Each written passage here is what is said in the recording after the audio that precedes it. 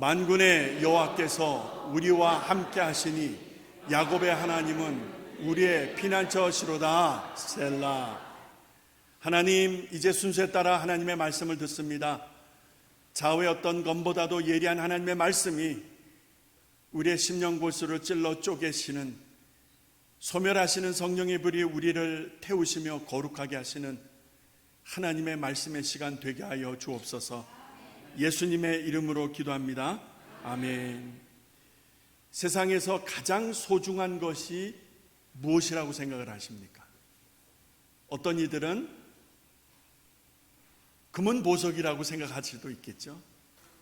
어떤 이들은 내가 가지고 있는 돈, 물질이라고 말할 수도 있을 거예요.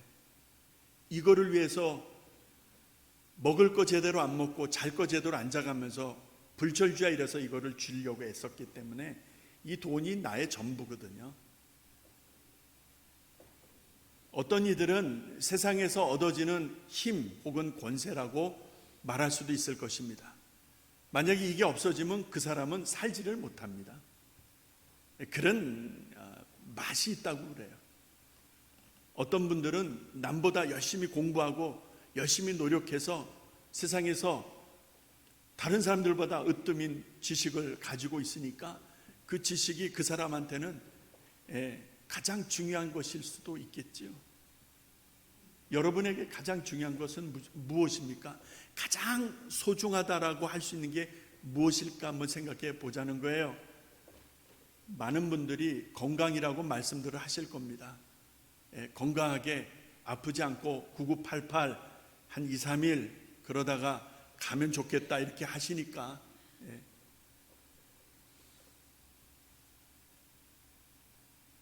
누구든지 저를 믿으면 멸망치 않고 영생을 얻게 하려 하시려고 예수께서 사람의 몸을 입고 이 땅에 오셨는데 이것을 하나님의 사랑이라고 요한복음 3장 16절은 말씀합니다. 하나님 세상을 이처럼 사랑하사 독생자를 주셨으니 이는 누구든지 저를 믿는 자마다 멸망치 않고 영생을 얻게 하려, 생명을 주시려고 하나님이 독생자를 보내셨다, 이 말씀. 그러니까 그 독생자의 가치만큼 내가 가치가 있는 것이죠. 그래서 아무리 생각해도 저는 사람이 이 세상에서 가장 가치가 있다, 이 세상에서 가장 귀한 것이 뭐냐 하면은 바로 사람이 가진 생명이다라는 거예요. 왜요? 이게 하나님께로부터 온 것이기 때문에. 여러분 그렇게 확신하십니까? 도표를 한번 보시겠습니다. 이 도표를 보시게 되면 여러분 하단에는 사람의 수고, 오른쪽에 넘버는 아래는 연도고요, 오른쪽에는 사람의 수입니다. 사람의 수, 연도입니다. 근데 연도를 보시게 되면 13세기, 14세기부터 중세기부터 쭉 가는데 그냥 그렇게 가다가 이때쯤이 뭐가 이성주의, 계몽주의, 근대 사회 문화가 이제 꽃피우기 시작하면서 지구촌의 사람들의 숫자가 이제 상승 곡선을 그리게 됩니다. 그러다가 이때쯤이 어느 때인가 보면은 제 짐작으로 2차 세계대전이 끝난 후입니다. 그러니까 1945년 후 지나면서부터 지구촌의 인구수는 폭발적으로 증가하기 시작합니다. 그래서 지금 연도와 사람의 수를 합해서 요 지점이 지금, 이게 이제 2년 전에 통계라고 그러는데요. 요게 보면 70억 명이 넘었고요, 80억 명이 조금 안 돼요. 근데 원래 통계로는 80억 명으로 보통 이야기를 하는데 정확하게는 한 75로 보시면 될 게 있습니다. 지금 이 지구촌에 75억 명이 살고 있는 게, 이제 조금 있으면은 보세요. 조금 있으면 이제 상상할 수 없는 숫자로 이제 폭발적으로 인구가 늘어난다는 그런 이제 통계 자료를 볼 수가 있는데, 자, 여기서 질문을 하나 드립니다. 저렇게 많은 사람들 중에서 내가 또 있습니까, 없습니까? 저렇게 많은 사람들 중에서 내가 또 다른 데 있습니까? 없습니까? 내가 다른 동네에, 다른 지역에, 다른 때에 또 있습니까? 없습니까?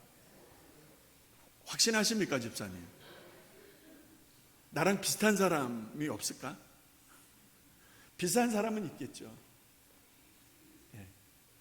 제가 이전 교회에 있었을 때 멕시코에 단기 선교를 갔다 왔는데, 그 갔다 와서 이제 찍은 사진들을 이렇게 다 이제 프레젠테이션 하잖아요, 교인들에게. 그런데 다들 나를 쳐다보는 거예요. 왜냐하면 거기에 아이 하나 사진이 잡혔는데 저랑 너무 똑같은 거예요. 목사님 혹시 뭐 이러는 거예요. 제가 한번 그 사진을 구입해서요, 어떻게든지 한번 찾으면 나올 거예요. 교회에 있을 테니까. 그래 한번 보여드릴게요. 진짜 제가 봐도 똑같아. 너무 똑같은 거야. 근데 나이가 한 중학생쯤 되는 거예요. 여러분, 비슷하게 거의 똑같게는 생겼지만 나는 아니잖아요. 그죠?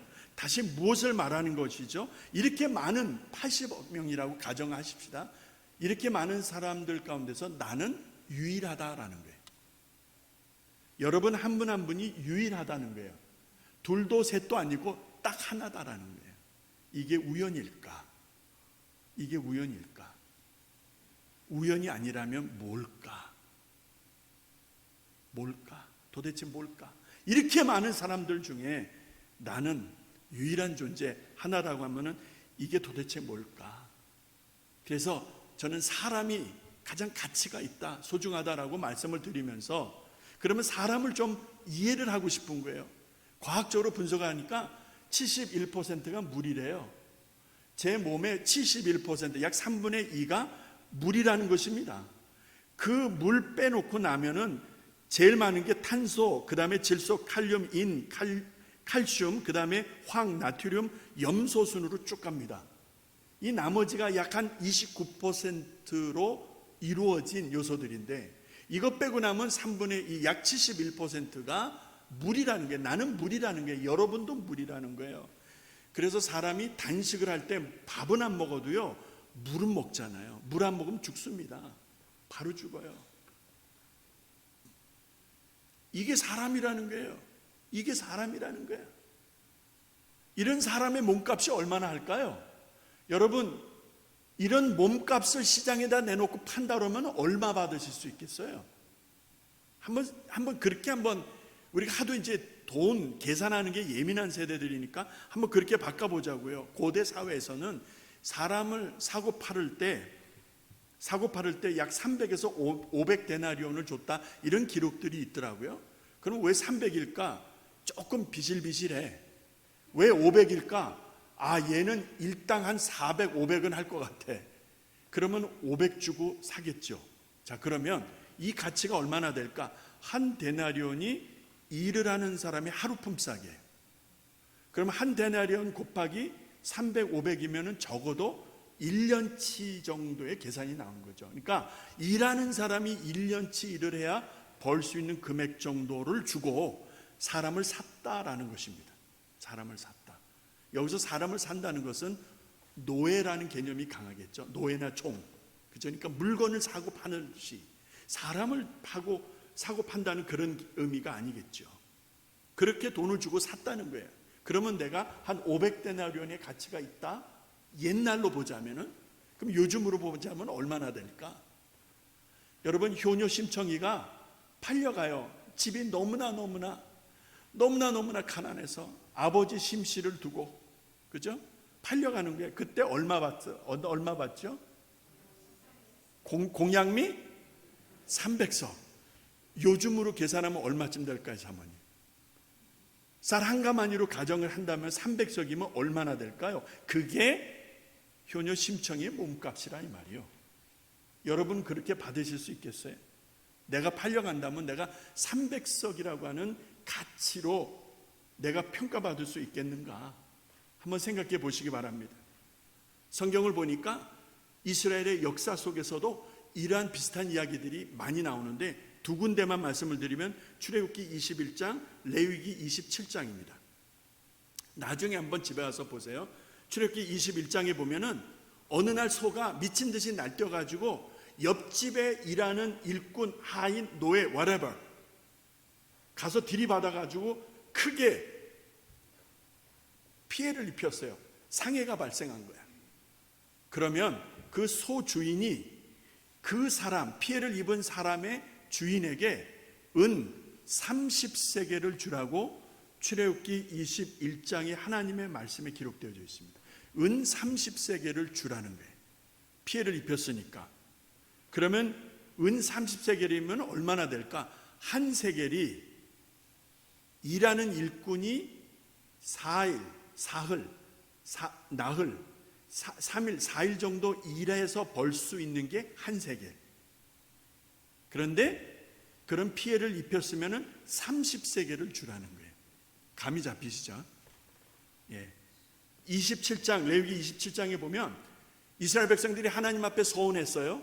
그러면 서원했으면 거기에 합당한 제물을 드려야 되는 내용이 나오는데, 자, 여기에서 정말 차이가 많아요. 남자냐 여자냐에 따라 달라요. 남자가 더 드려야 돼. 여자는 덜 드려. 그 다음에 20세 이하냐 60세가 넘었느냐에 따라 또 틀려. 60세 넘었으면 거기 합당한, 20세가 안 되면 거기 합당한, 그리고 20세에서 60세 사이면 거기 합당한, 그것도 남자는 많이 여자는 적게. 그리고 20세 이하라면 6개월 된 아이서부터 몇 살 남자아이는 얼마, 여자아이는 얼마 또 달라요. 그러니까 출애굽기 21장과 지금 말씀드린 레위기 27장을 꼭 보시면은 여러분 정확하게 기록되어져 있습니다. 이게 가치라는 거예요, 가치. 예? 지역에 따라 또 어느 때이냐 시기에 따라서 사람이 하나님 앞에 드릴 수 있는, 그리고 사람과 사람 사이에서 지불되어졌던 사람의 그 값어치가 달라도 이렇게 달랐다는 것을 대충 우리가 볼 수가 있습니다. 회사를 경영하는 CEO예요. 얼마나 돈 잘 벌겠습니까? 법원에서 판단하는 저지, 판사입니다. 예? 학교에서 가르치는 교수나 선생님이에요. 여러 가지 형태로서 하는 일들에 따라 그 사람의 가치 기준이 달라질 거예요. 그 사람에 대한 가치 기준이죠. 아니면 요즘 한국 같으면은 예체능계가 굉장히 발전했잖아요. 소위 말하는 K문화 때문에. 그래서 프리랜서로 일하는 사람들 많아요. 개인 사업을 하듯이 프리랜서, 독창적인 아이디어와 독창적인 아이템을 가지고 기업화되어진 개인의 사업들이 있어요. 이해가 되시죠? 무슨 말씀인지. 한국은 그게 굉장히 아주 발전했고 매우 빠르게 가고 있는 것을 볼 수 있어요. 여러분 상상을 초월합니다. 제가 한번 이런 거에 유사한 그 유튜브의 내용을 한번 보고 얼마나 놀랐는지 몰라요. 진짜 한국이 빠르구나. 이렇게 일하면서 자기 가치를 발전시키는 사람이 있고요. 또 그냥 중부마트에서 일을 하고 H마트에서 일을 하고 택시를 몰고 운전을 하고 아니면 식당에서 뒷일을 하든 허드렛 일을 하든 식당에서 일을 하고 무엇을 하느냐에 따라서 자기 행복 기준과 만족도가 다를 수 있겠지만 여러분 이러한 과정에서 그 사람의 가치 기준에 차이가 생길 수 있다는 것이 현실이다 이 말입니다. 그렇죠? 사실은 사람 위에 사람 없고 사람 밑에 사람 없는데 어디에서 일하느냐에 따라 사람을 이렇게 볼 수가 있는 거예요. 어디에서 일하느냐에 따라 사람을 이렇게 볼 수 있는 거예요. 이거 참 나쁜 짓이죠. 그렇죠? 네. 우리 예수님은 그렇게 사람을 대하지 아니하셨기 때문에. 여러분 야구 좋아하십니까? 저는요 진짜 어렸을 때 상황으로 보자면 집에서 조금만 밀어줬으면 야구 선수를 또 했었을 것 같아요. 왜냐하면 제가 야구를 굉장히 좋아했어요. 그래서 막내를 야구를 시키려고 미국에서 굉장히 애도 써봤는데 이놈아가 치면은 홈런이에요. 저를 닮아서 사이즈가 있어서 치면 홈런인데 홈런 타자들의 약점이 뭐냐면 스트라이크 아웃을 많이 당해요. 무슨 말인지 알죠? 그게 현실이에요. 스트라이크 아웃을 너무 많이 당하니까 자존심 상하더니 어느 날 딱 끊고 안 하더라고요. 아들이 안 한다는데 아버지가 어떻게 시키겠어요? 야구 여러분 좋아하십니까? 미국의 야구는요 진짜 대단한 인기가 있죠. 아메리칸 리그, 내셔널 리그, 투 리그가 있습니다. 지금은 정규 시즌이 끝났고 각 리그에서 순위 결정을 합니다. 이 순위 결정을 해가지고 양쪽에서 하나가 나와서 붙는 게 월드 시리즈예요. 마지막입니다. 그게 아마 11월 달이면 이제 들어올 거예요. 그러니까 지금 10월 달 들어가니까 디비전 시리즈가 많이 진행되고 이제 최고를 결정하는 시간이 이제 곧 다가옵니다. 제가 왜 이 말씀을 드리느냐면 여러분은 야구 안 좋아하셔도 좀 들어보세요. 야구 선수들이 돈을 얼마나 받을까요? 다른 운동 선수들을 다 얘기하려니까 너무 길어서 야구 하나만 얘기를 하는데 야구 선수들이 얼마나 받을까요? 여러분 한번 짐작해 보세요. 그러면은 또 여기에 차등이 있겠죠. 진짜 잘하는 선수가 있고 그냥 그런 선수가 있을 수 있겠죠. 그러면 이거 비즈니스예요. 비즈니스이기 때문에 똑같이 안 줍니다. 잘하는 사람은 엄청 많이 주고 그저 그런 사람은 적당히 주는 거예요. 이거 비즈니스니까. 그러면 평균적으로 일반 선수들이 받는 평균 금액은 얼마일까? 490만 달러. 우리 돈으로 환산하면 64억 원 1년에. 그러면 진짜 돈 많이 버는 사람은 얼마 받을까? 진짜 유명한 투수예요. 그 사람 공을 때릴 수가 없어. 아니면 유명한 타자예요. 그 사람은 진짜 타석에 들어왔으면 보통 2안타 3안타 타율이 3할 4할 때까지 올라갈 수 있다면 이런 타자 하나 있으면 팀이 바뀌니까 이런 타자들은 돈이 얼마인지 아세요? 여러분 보통 선수들의 10배가 넘더라고요. 그래서 평균치를 찾아보니까 563억 원. Can you believe it? 여러분 인터넷 들어가서 찾으면 다 나오는 자료예요. 뭐 제가 그렇게 해서 다 자료를 찾은 거니까 달러로 하자면 4,300만 달러. 지금 뉴욕 매체에 이렇게 4,300만 달러 받는 선수 둘이 있다고 합니다. 나는 얼마짜리일까요? 4,300만 달러를 받는 사람들이 볼 때 나는 얼마짜리 인생이 될까요? 여러분 얼마 줘요 우리 교회에서? 여러분 트로트 좋아하세요? 네? 내 나이가 어때서 트로트 좋아하세요? 보통 어르신들 다 좋아하시잖아요. 그렇죠? 저도 가끔은 듣는데요. 근데 트로트 가수에도요 이게 서열이 있어요. 무명 가수는 그날 빵꾸가 나는 데를 가서 몸으로 때워야 돼. 알죠? 무슨 말인지. 그냥 남의 노래 불러가면서 그냥 때우는 거예요. 그래서 하루 일당 받는 거예요. 그런데 그런 무대에서 유명한 가수 진짜 잘 나는 트로트 뽕짝 가수로 부른다 그러면은 얼마 줄까 같으세요? 여러분 한번 상상해 보세요. 보통 진짜 인류 탑이라고 한다면 2,500에서 3,000만 원 하룻밤 공연하는데. 자, 그래서 그거를 제가 서민적인 계산법으로 계산을 해보니까 어떤 서민에게는 1년 연봉이더라고요. 그런데 하룻밤 밤무대에서 그 거액을 버는 거예요. 그리고 수많은 사람들의 박수를 받습니다. 나는 얼마짜리일까요? 노래를 부른다면. 예? 시간을 때워가면서 자리를 때워가면서 땜빵해야 되는 무명 가수 일당직처럼 일당 받는 사람일까요? 아니면 그래도 돈 좀 받을 수 있을까요? 무엇을 하느냐에 따라서 이렇게, 무엇을 하느냐에 따라서 이렇게, 그리고 얼마나 인정받느냐 하는 인기의 유무에 따라서 사람의 몸값이 이렇게 다른 거야. 예. 오늘 여러분과 저 스스로 얼마짜리 인생을 살고 있을까 한번 생각을 해보는 것입니다.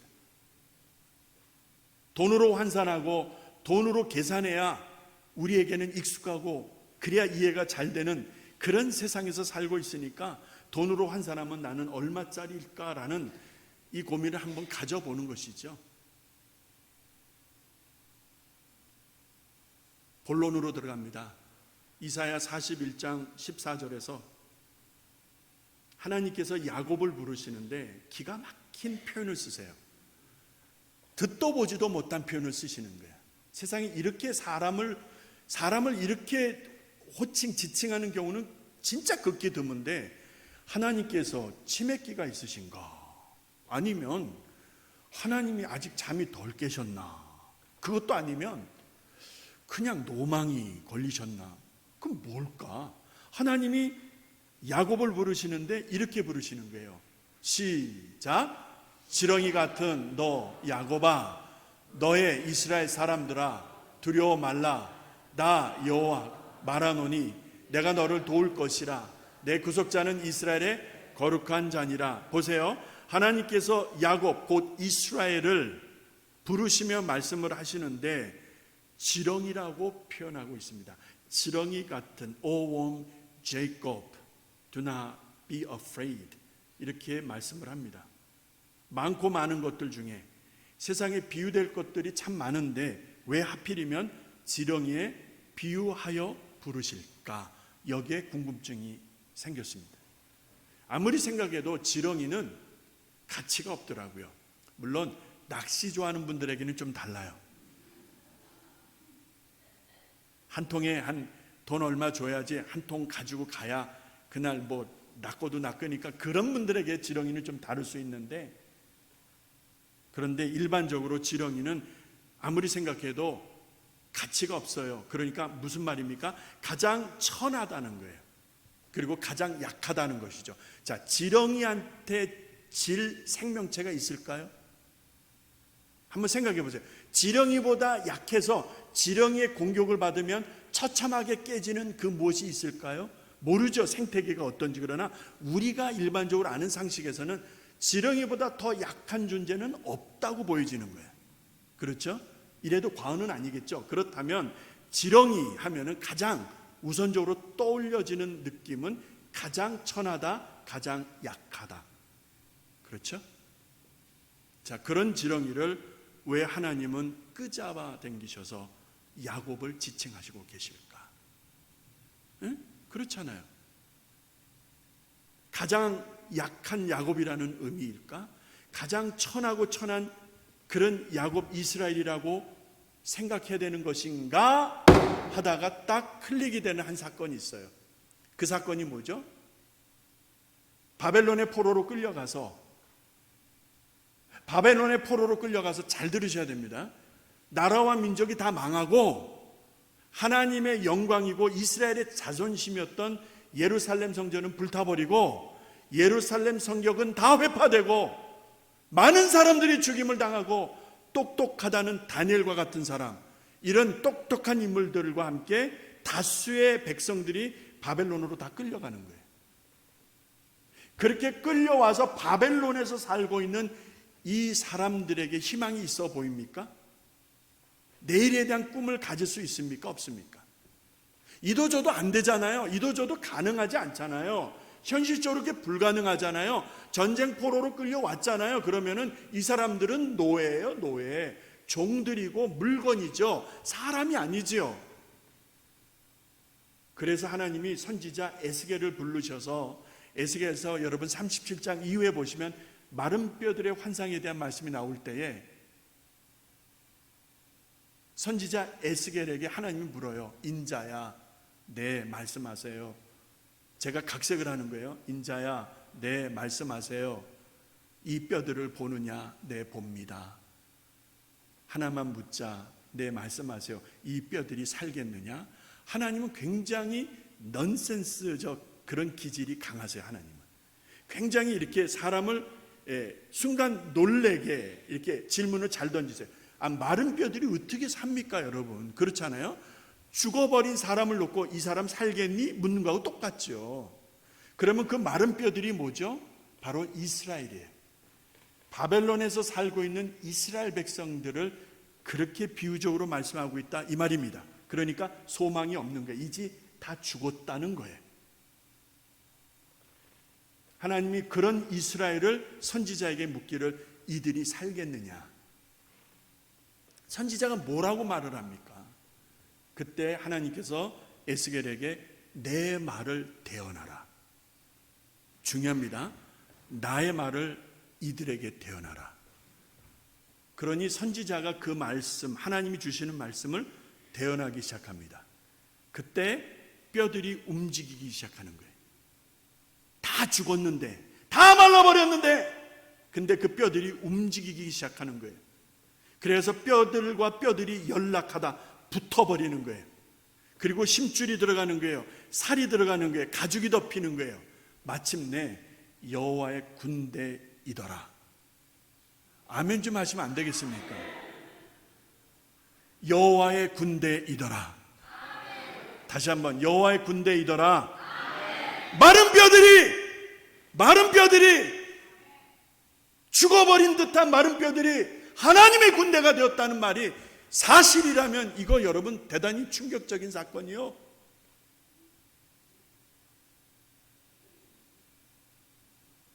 지렁이 같은 야곱이라고, 지렁이 같은 이스라엘이라고 하나님이 말씀하시는 이유를 이제 알겠어요. 처참하게 깨어지고 망가지고 죽음과 같은 절망 속에서 바벨론 땅에서 하루하루를 연명하는 그들을 바라보는 하나님의 마음이에요. 지렁이 같다는 거죠. 완전히 다 깨어지고 망가지고 더는 어찌할 수 없는 천하고 천한, 약하디 약한 그런 이스라엘이라 이 말입니다. 하나님 지금 그 말씀하시는 거예요. 나라가 망했죠. 예루살렘이 초토화됐죠. 이제 남은 것이 없는데 우상을 섬기던 자리에서 돌아오라고. 자, 이스라엘 백성들이 이렇게 되기 전에 하나님께서 선지자들을 보내서 돌아오라고 제발 돌아오라고, 그렇게 하나님이 선지자들을 보냈지만 이들이 선지자들을 죽이고 듣지 않습니다. 결국에는 이스라엘 백성들이 하나님을 듣지 않아요. 여러분 잘 아셔야 돼요. 솔로몬이 초심을 잃어버리고 우상을 섬기고 여자들을 가까이 하고 성전에 우상 숭배가 들어오면서 나라는 이미 망조가 되는 거죠. 그리고 나서 그가 죽고 나서 북과 남으로 갈리고 나서 북은 완전히 악한 왕들이 통치를 하고 남쪽의 왕조에는 너댓 명의 선한 왕들이 일어났죠. 여호사밧이라든지 여러분 아시는 대로 요시아라든지 이런 왕들이 일어나서 하나님께로 돌아가려고 애를 썼지만 그 다음에 일어나는 왕들이 또 악하고 또 악하니까 결국에는요, 하나님이 그렇게 경고를 했지만 듣지 아니할 때에 아수르에게 멸망을 당하고 바벨론에게 멸망을 당하여 마지막 이 남은 자들이 바벨론에 끌려와 있는데 마른 뼈들이었더라. 지렁이 같았더라.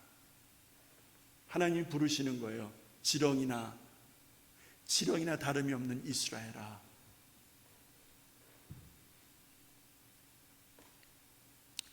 하나님이 왜 저들을 부르셨을까? 여러분 시편 22편으로 초대를 합니다. 여기에 보면은요, 다윗의 탄식이 나오는데 다윗의 탄식 속에서 매우 중요한 키워드가 아까 말씀드린 이사야에 나오는 말씀하고 연결이 돼서 소개를 합니다. 시편 22편에 다윗의 탄식인데요, 7절에 보니까 보는 자들이 나를 다 비웃습니다. 나를 보는 자들이 나를 다 비웃고요, 그 다음에 입술을 삐죽거리며 머리를 흔들고 있습니다. 그 다음에 하나님이 저를 구원하실 걸, 하나님이 저를 기뻐하실 걸, 하나님 저를 구하실 거야 한번 보지. 무슨 말씀인지 아시겠죠? 옆에서 비아냥대면서 하나님이 저를 구원하시나 보지, 우리가 한번 보자고 이러고 있는 거예요. 이것이 다윗에게는 얼마나 아프고 힘들었을까. 11절에 많은 황소가 바산의 힘센 소들이 자기 주변에 둘러 진을 치고 있다. 이 말이 뭐죠? 주변에 하나님을 거역하고 하나님을 욕보이는 이방 족속들이 마치 많은 황소처럼 바산의 힘센 소와 같은 모습으로 자기를 둘러서 자기 목숨을 노리고 있다는 이 고백입니다. 어디를 보아도 안전한 곳이 없는 게 사방이 다 막힌 다윗의 형편이죠. 12절에 보니까 그들이 부르짖는 사자와 같이 자기를 잡으려고 자기의 목덜미를 물려고 하고 있는 그 상황. 15절에 개들이 나오죠. 개들. 이 들개들 혹은 하예나, 이건 물이 때를 줘서 다니죠. 그래서 사자한테도 달려들잖아요. 사자도 툭툭 건든단 말이에요. 20-30마리가 달려드니까 혼자 어떻게 해봅니까? 그렇게 떼거지로 몰려들어서 저들이 내 수족을 찌르고 있습니다 이 말이에요. 그러니 다윗이 지금 얼마나 고통스러운지 우리가 느낄 수 있죠. 그 고통스러움이 13절에 보니까 이렇게 표현되어집니다. 내가 물같이 다 쏟아졌습니다. 여러분, 물 쏟으면 담을 수 있어요, 없어요? 없죠. 그러니까 내가 이미 다 끝났습니다, 이 말이에요. 내가 물같이 다 쏟아졌고요, 그 다음에 내 뼈는 다 어그러졌고요, 내 마음은 다 촛물 밑에서 초가 녹듯이 다 녹아버렸고, 내 힘은 다 말라버렸고, 이것이 다윗이 하나님 앞에 가졌던 진정한, 진솔한 자기의 고백이었습니다. 그래서 6절로 돌아갑니다. 이 말씀의 시작이 6절인데요. 그래서 다윗은 이러한 탄식을 시작할 때에 자기를 하나님 앞에서 어떻게 지칭하는지를 보시면, 나는 벌레요 사람이 아닙니다, 이런 말을 해요. But I am a worm and not a man. 여기서 worm이라고 하는 이 단어가 지렁이 같은 너 야곱아, 이거하고 같이 가요. 같이 간다는 거예요. 하나님이 절망 속에서 죽음을 사는 이스라엘을 부를 때 지렁이 같은 야곱아 했던 그 표현과 다 깨어지고 망가지고 부서지고 힘센 소같이 이 개들 떼거리처럼 몰려드는 이 어려움 속에서 탄식하고 있는 다윗 자신이 자기를 볼 때, 우리 성경에는 나는 벌레요라고 돼 있죠. 근데 원래 이 옴이라고 하는 단어는 우리말의 구더기라는 말이 더 정확한 표현입니다. 구더기가 맞는 표현이에요. 그런데 이사야 41장에서는 지렁이로 기록되어져 있고요. 그리고 지금 시편 22편에서 다윗은 벌레로 표현하고 있습니다. 좋습니다. 지렁이든 벌레든 본래의 뜻에 가까운 구더기든 지금 죽을 것 같은 고통 속에서 다윗은 자기가 벌레다라고 시인하고 있는 거예요. 여러분과 저의 삶을 돌아보면 이와 유사한 일들이 있었지 않았습니까? 앞으로도 있을 수 있고요. 개인의 정도의 차이는 있을 수 있지만 살다 보면 깊은 절망이 있고 두려움이 있을 수 있고요. 그래서 내 스스로가 나를 볼 때도 벌레만도 못한 것 같은, 구더기 같은, 그런 지렁이 같은 인생이라고 내 스스로 그렇게 평가할 수밖에 없는 그런 처참한 형편에 있을 때가 있다, 이 말입니다. 그래서 앞서 말씀드린 대로 이사야 41장에서 하나님이 야곱과 비유되어지는 이스라엘을 부르실 때에 지렁이로 비유해서 부르셨는데, 자, 이렇게 부르신 이유가 이제 나옵니다. 여러분이 너무나 좋아하는 말씀이 담겨져 있는 이사야 41장 9절에서 14절을 우리 같이 또박또박 읽을 거예요. 이 말씀을 주시려고 지렁이 같은 인생을 상대하시는 하나님, 지렁이같이 망가지고 깨어진 인생을 가까이 하시는 하나님, 희망이 더는 보이지 않는 망가질 대로 망가진 형편에 있는 그 인생이라도 하나님이 딱 잡으셔서 너 내 말 좀 들어봐 하고 하시는 말씀이에요. 오늘 우리에게 주시는 말씀인 줄로 믿습니다.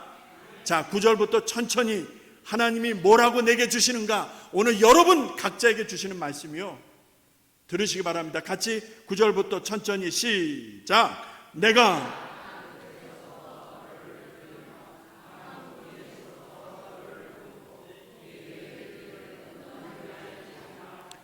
너를 택하여 실어버리지 아니하였다 하였노라. 두려워 말라, 내가 너와 함께함이니라. 놀라지 말라, 나는 내 하나님이 됨이니라. 내가 너를 굳세게 하리라. 참으로 너를 도와주리라. 참으로 의로운 나의 오른손으로 너를 붙들리라.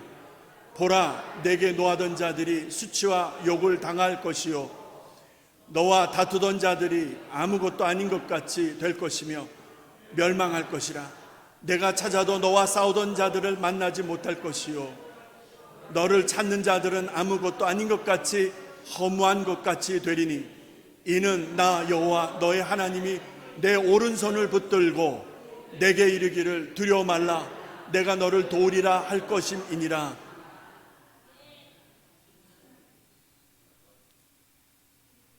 네, 13절까지 어떠셨어요, 여러분? 이제 결론으로 가기 전에 이 말씀에서 짚고 가야 할 것이 있어요. 왜 하나님이 지렁이 같은 야곱을 부르셨는가?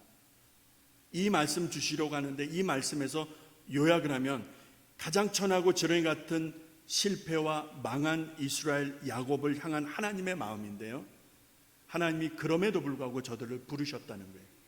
망했는데 부르셨다는 거예요. 이게 중요한 거예요. 사람은 절대 망한 자를 돌아보지 않습니다. 그게 사람들의 마음이에요.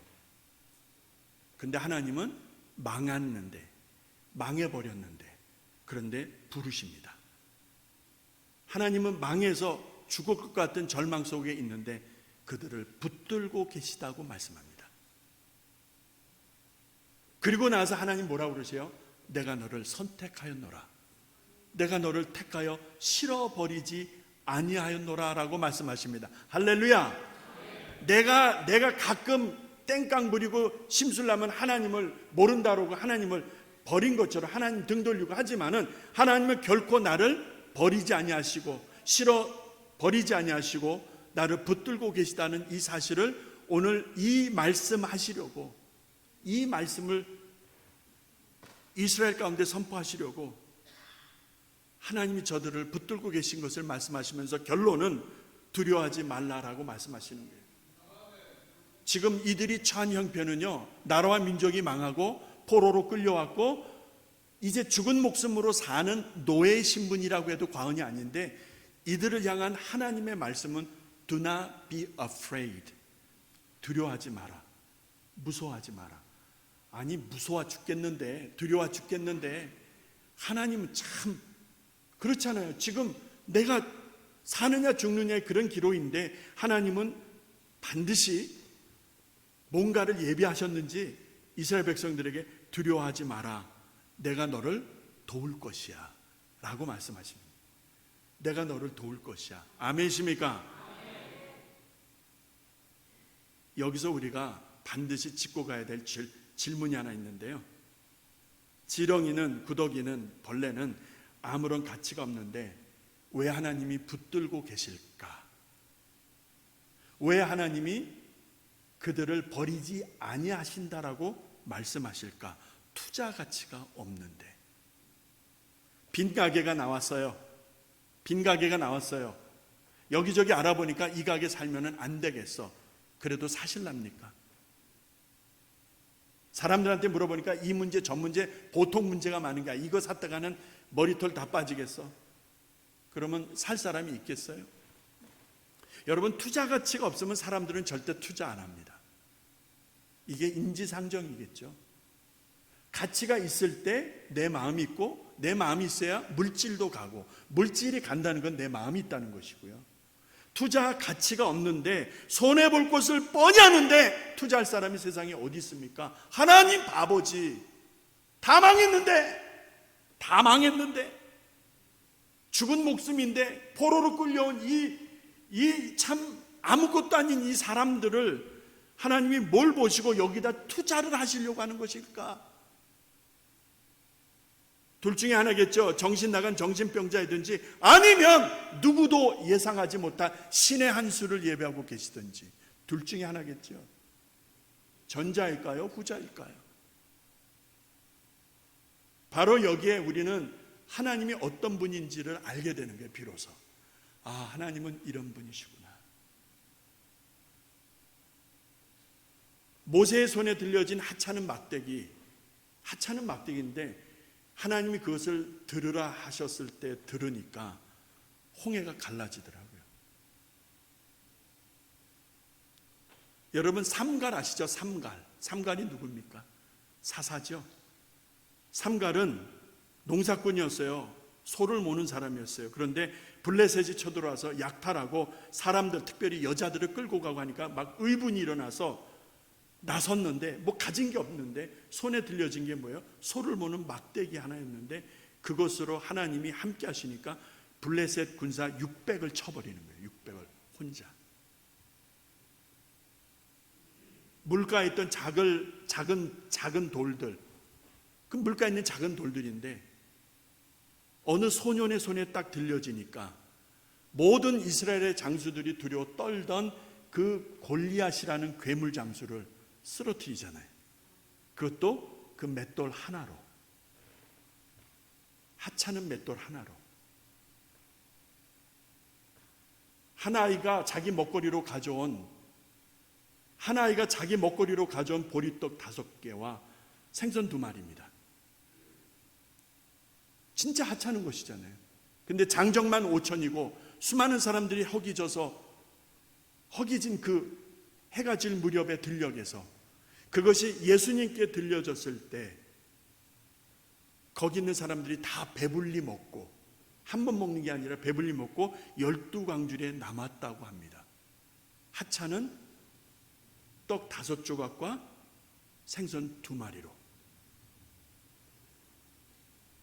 제사장들, 바리새인들, 서기관들, 백성의 장로들, 율법사들이 아니라, 하나님을 잘 믿는다는 그들이 아니라, 가문도 혈통도 학벌도 뭐 하나 내놓을 곳이 없었던 갈릴리에서 생선, 고기 잡던, 물고기를 잡던 어부들, 그들을 향해서 우리 주님 말씀하십니다. 내가 너희로 사람을 낚는 어부가 되게 할 것이야. 바람처럼 불처럼 임하신 성령 하나님이 열방을 향하여 복음 전파하실 때 이들을 들어서 쓰시는 거예요. 나 제사장, 나 바리새인, 나 백성의 장로들, 나 율법사들, 나 서기관들. 아니요, 그들은 아니었어요. 학벌도 가문도 혈통도 내놓을 곳이 없었던 그 무지랭이들, 그들에게 성령이 임하시니까 세상을 뒤집어 놓습니다. 이제 말씀을 마칩니다. 여러분과 제가 오늘 하나님 말씀, 하나님 이름 시리즈 8번째 시간이거든요. 이 8번째 시간, 야곱의 엘로힘이라고 정해보았습니다. 야곱은 누구이죠? 지렁이에요. 야곱은 누구이죠? 구데기예요. 야곱은 누구이죠? 벌레예요, 벌레. 근데 하나님이 그런 인생의 하나님이시래요. 그 옛날 망가질 대로 망가진 이스라엘 향한 하나님의 마음이 오늘 우리들에게 동일하게 말씀하시는 줄로 믿습니다. 그러니까 여러분 한 분 한 분이 얼마나 소중한지를, 그리고 여러분들이 성공했든 실패했든 잘됐든 잘못되든 상관없이 하나님이 함께 하시며 도우신다는 이 사실. 그래서 고린도전서 1장 27절에 보니까 미련한 것들을 택하셨대요. 약한 것들을 택하셨대요. 천한 것들을 택하셨대요. 멸시받는 것들을 택하셨대요. 왜요? 왜? 하나님의 영광을 드러내게 하시려고.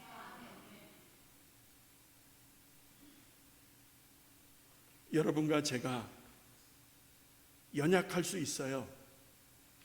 여러분과 제가 성공하지 못하고 세상에서 돈 많이 버는 사람들처럼 많이 벌지 못하고 그냥 그럴 수 있어요.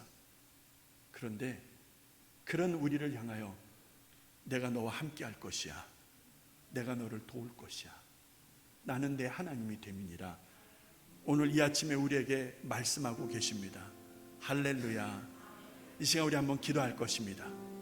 기도할 때에 지렁이 같은 야곱을 부르신 하나님, 오늘 나의 부족함을 탓하지 아니하시고 나의 무능함을 탓하지 아니하시고 그런 나를 부르셔서 하나님의 나라와 영광과 복음 전파와 이 귀한 사명을 감당하게 하신다고 하니까 이 얼마나 감사합니까? 여러분 힘내셔야 되죠. 할렐루야.